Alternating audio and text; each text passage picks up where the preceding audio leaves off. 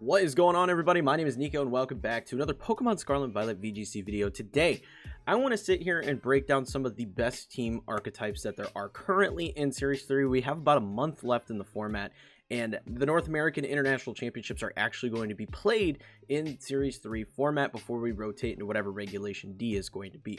And for that reason, I think it's important to talk about some of the most prevalent teams, some of the stuff that has been working the best, because I would argue that this is one of the healthiest metas that we've had. There's so many different team styles that are effective, so many different combinations of Pokemon that just work together. So I want to talk about some of the best, and that way people that are maybe playing locals, because locals are back, or you're hopping into tournaments online, or you're even going to some regionals. I know we still got Milwaukee and I believe Fresno before the North American International Championships. If you're looking for something to play, here's some options for you. And we can also talk about how some of these teams could be broken down and maybe altered to create other versions of these teams. So if this is your first time here on the channel, make sure you are sub for more videos like this in the future. But let's get into it. So I've got 6 team styles here that we are going to talk about today in this video. These are what I believe to be some of the best cores that you can have in VGC right now. Some of the best team styles that make the most sense and work together. Now, some of these are changeable. You can swap Pokemon out. We'll break down some of the Pokemon that I feel you can swap out on these teams to really help yourself out. Maybe change it to fit your playstyle a bit better for certain versions of these teams. For example, we'll start with classic Bax Balance, right? I think the Bax Balance, while not as prevalent as it once was, not as dominant as it once was, is still a fairly solid team type. I think a lot of people are still running it. It's very good. It's very consistent. It's comfortable with your Arcanine, Amoonguss, and whatever water type you want to throw in here. Fire, Water, Grass core. It's just very consistent. A lot of damage is able to be put off. Now, this one has Azumarill. Now, Azumarill is what I believe to be slept on in the format, okay? Azumarill is just crazy amounts of damage. This one is obviously choice banded. However, you can just roll Life Orb on this thing. You can roll Life Orb on this thing and throw Protect on there, and it just does crazy amounts of damage with Terra Water. I would definitely recommend Terra Water for a Life Orb variant more. But it's just very, very powerful. It's a very strong Pokemon, just does tons of damage, and I view it as Palafin Light. Like, you don't have to rotate. It's easier to hop in and play with Azumarill. Because there's no rotation involved to get the hero activation like we do with Palafin, right? But Palafin is still incredibly good on this. Like, I'm not saying don't use Palafin. Like, you can still throw Palafin on this and have standard Pala balance, and it works phenomenally. It's just something that, despite maybe not being as prevalent, is still very good in the current format, and you can have success with. So I still think this is super solid. I don't think you should ditch this, but I do think there are better options now. Next up, we have what I like to call Chi-Yu balance, okay? And this is something that we saw a handful of people use at most recent Hartford Regional. We saw Wolf Glick using a team like this. This might actually be a paste of Wolf Glicks, I don't remember. But it's pretty standard stuff. A lot of people have been using stuff like this. It's just like Good Stuff's team, right? So we have the Fire, Water, Grass core in the form of Chi-Yu, Gyarados, and Amoonguss here. We still have our Tinglu, which is super, super good. I think Tinglu is just a Pokemon that can fit onto so many different teams that it just keeps popping up. It's a very powerful ground type user. It's just a good Pokemon. This one has Lumberry. Obviously you have your Fluttermane out here with your choice specs. And Iron Hands here just makes a lot of sense. This one's a very interesting Iron Hands. This I believe is Wolf's set, because I remember Wolf running Swords Dance. But yeah, Iron Hands here doing Iron Hand things, and I think it's a really smart idea to throw Iron Hands with like Swords Dance and Detect on here, because use it as a more offensive Pokemon, allowing it to just kind of get out there. Nobody really is thinking about Iron Hands in that fashion. They're thinking of Iron Hands as like a fake out user and something that's going to just kind of switch around and pivot a lot. This one sets up and starts just drain punching everything.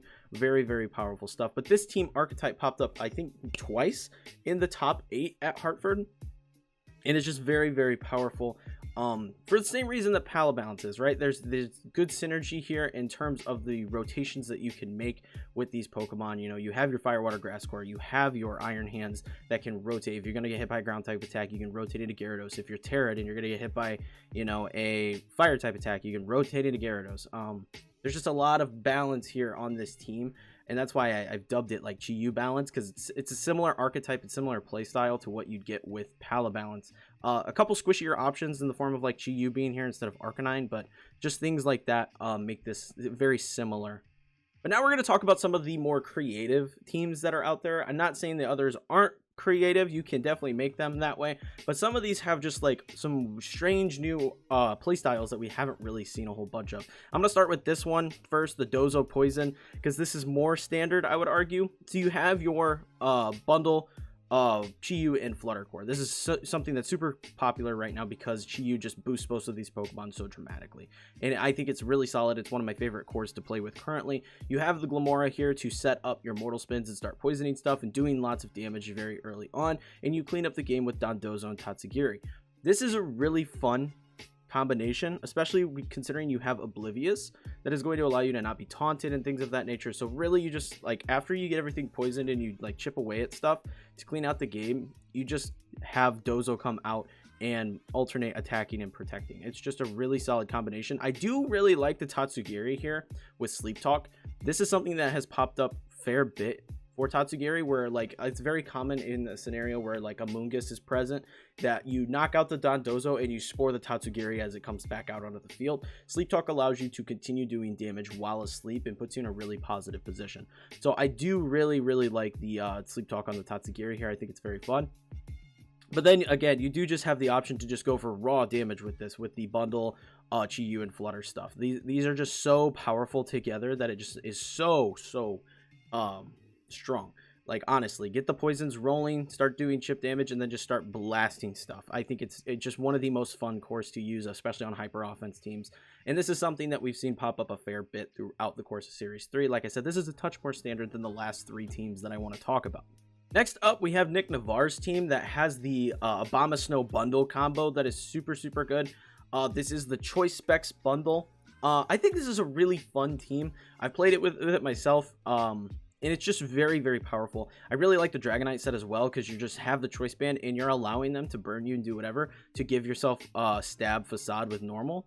I think that's really smart and really makes your opponent question whether or not they actually want to go for burns on you and stuff like that. It's very smart team building on this particular Pokemon. But I think that this team archetype is something that just keeps popping up because it's very easy to understand, right? It's a weather team. You get bundled Abomasnow out on the field. If you see another weather like Torkoal or something, you just leave Abomasnow in the back and then rotate Abomasnow in to set the snow, so that way your weather effect goes up, because Torkoal's always going to get their weather effect up. So you rotate that in, they lose their benefits, and you start doing a lot of damage with Bundle while also boosting the defense stat of Bundle and Abomasnow. Ideally, you get Aura Veil off, and then the rest of your team can clean up while that is still active.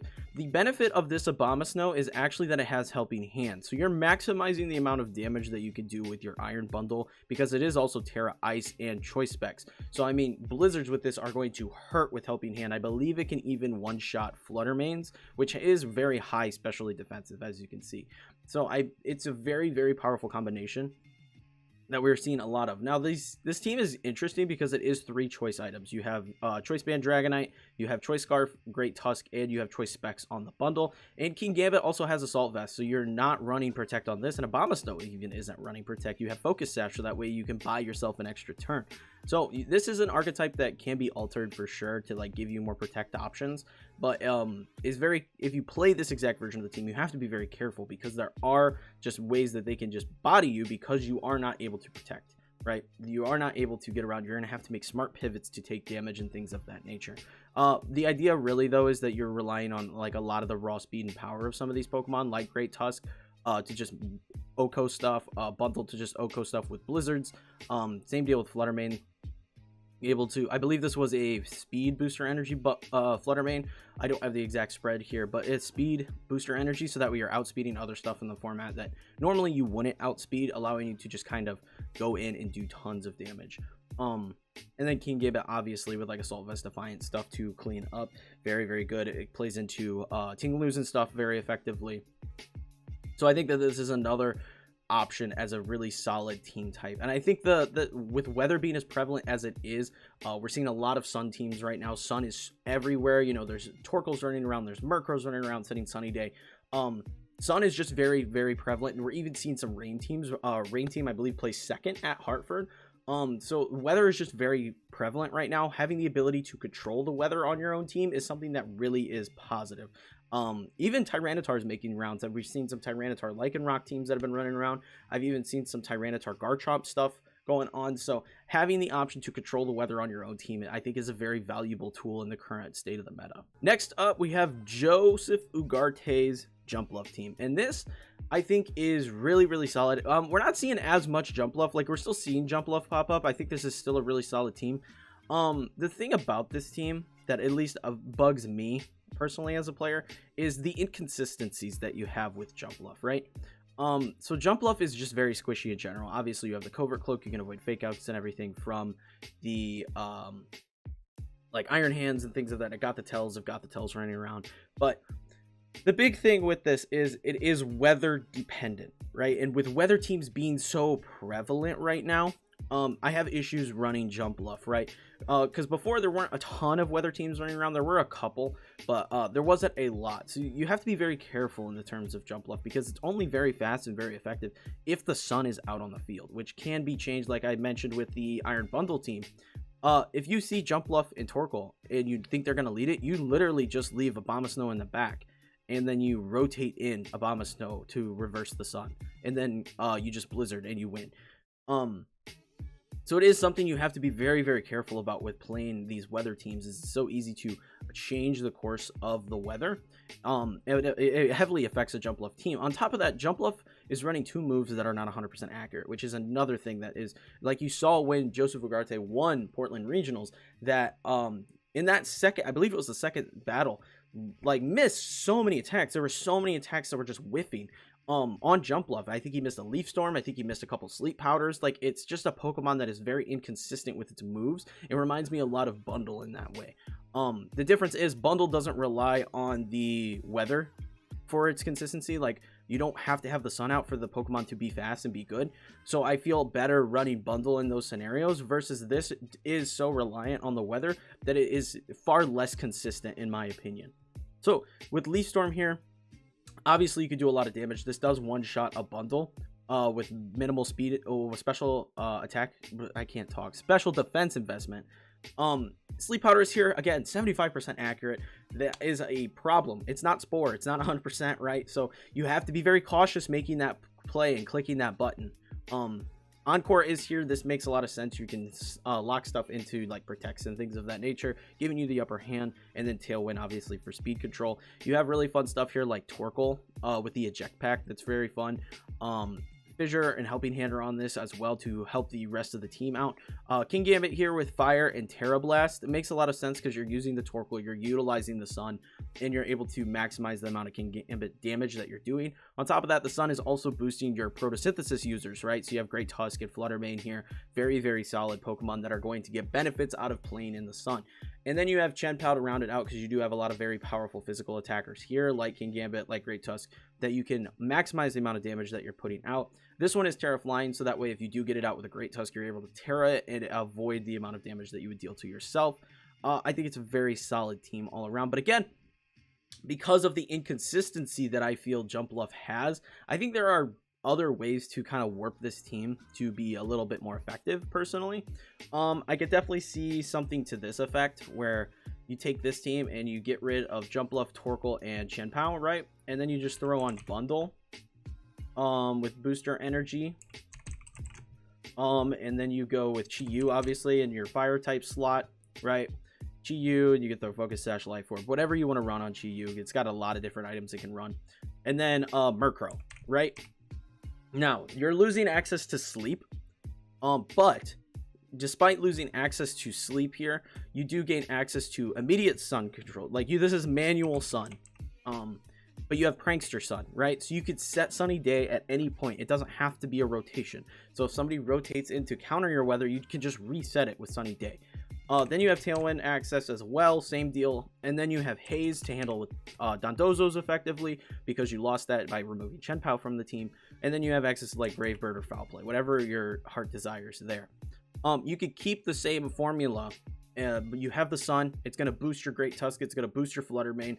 It's going to boost your King Gambit's Terrafire, Terra Blast. But then you also have Chi-Yu that is going to benefit from the sun, right? You're going to be able to do big Heat Wave damage, big Overheat damage, Flamethrower. Whatever you're running on your Chi-Yu is going to get buffed by this. So it also benefits Chi-Yu dramatically.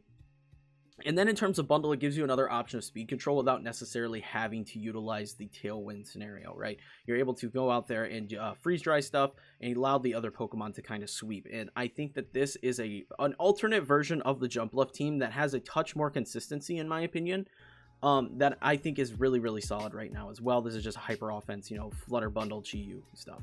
And I think it's very, very good. The final team I want to talk about is one that I think is so fun. I mentioned it recently in a couple videos. I played it in a VGC Climb video, and then I also made a Orthworm moveset guide video talking about why Orthworm is good right now. Orthworm is in a fantastic spot currently in the format because of the amount of ground type users that we are seeing and the amount of ground type attacks that we are seeing. Orthworm eats them up and loves it, right? You're seeing Ting-Lus running around, you're seeing Garchomps occasionally, you're seeing things like Great Tusk, seeing Dragonites even run Earthquake on occasion. So there's a lot of things that Orthworm just eats up because of Earth Eater, puts it in a really solid spot. But on top of that, with Shed Tail, being able to set up Shed Tail for things like a Fluttermane, a Ting-Lu. Honestly, putting Ting-Lu behind a Shed Tail is fantastic because it's so bulky naturally that you're able to kind of sit behind this sub and just deal massive damage with your Earthquakes. Very, very solid option, especially if you're considering the fact that they are potentially running like a Trick Room setup. If they're looking to set up Trick Room on you, you can get a Shed Tail up on your Ting-Lu and just kind of start sweeping in that Trick Room scenario because it's so slow. So I think it's a really solid option in that regard. On top of that, putting a Dragonite with multi-scale behind a Shed Tail is absolutely disgusting. It takes like 2 to 3 hits to get the substitute to go away, and then you still have to break multi-scale, which puts Dragonite in such a powerful position, especially when you throw like Dragon Dance or something up. Very, very strong option for that particular Pokemon. I think this is just one of the most unique and fun archetypes currently in the format. I really, really like the Orthworm team. I think it's very fun and very consistent. And it's definitely one that I think is going to continue popping up for the remainder of the format because of how good it is currently. It's very difficult to deal with too for a lot of teams because Orthworm is so defensive. Can be very tricky for Orthworm to handle a lot of Pokemon to handle Orthworm. It plays well into Fluttermane. It plays well into a lot of the ruinous Pokemon because of Body Press and Iron Defense. It's just a very strong Pokemon in general, but on top of that, the access to Shed Tail to allow the other Pokemon to hop in there and start sweeping behind a substitute makes this team so solid. So those are the 6 team archetypes that I think are just incredibly good right now. And again, like I mentioned, the Jumpluff team is interchangeable. There's a lot of these teams that you can take Pokemon and change and make them your own without really changing how the team works fundamentally, right? We talked about like using a Azumarill instead of Palafin. That works very, very well on a Palabalance team. You can change out the Jumpluff for a Murkrow and change a couple other Pokemon to kind of have the same effect, but just a little different playstyle and a little more consistency, in my opinion, especially with the other weathers being so much more prevalent now with like Nick Navarre's team running around. There's just a lot of things that you can change on these teams to make them more unique and more your own. Like, for example, even with the bundle team, you're able to change out, maybe make this a booster energy and put Specs on your Fluttermane. Specs is what I'm looking at. Why'd I type Flutter? Specs, right? And then you can run Orovale on this. Get rid of Sleep Talk and run Orovale on your bundle. And that's going to give you immediate access to Orovale. Because bundle is so fast naturally, you're able to take hits and start dealing massive damage again. And then again, you can swap out this and put like a Life Orb on this instead. And then run like Protect instead. And this is going to be like a very powerful alternative to your Abomasnow. So you can still change this stuff up and alter how the teams function, and they're still really powerful right now. So just something to note in that regard. But again, these are the teams I think are really solid and we're going to see a lot more of in the last couple regionals and then NAIC before, you know, we get the format change going into Worlds. I think this is a really fun format. I think there's so many different cool options to play with.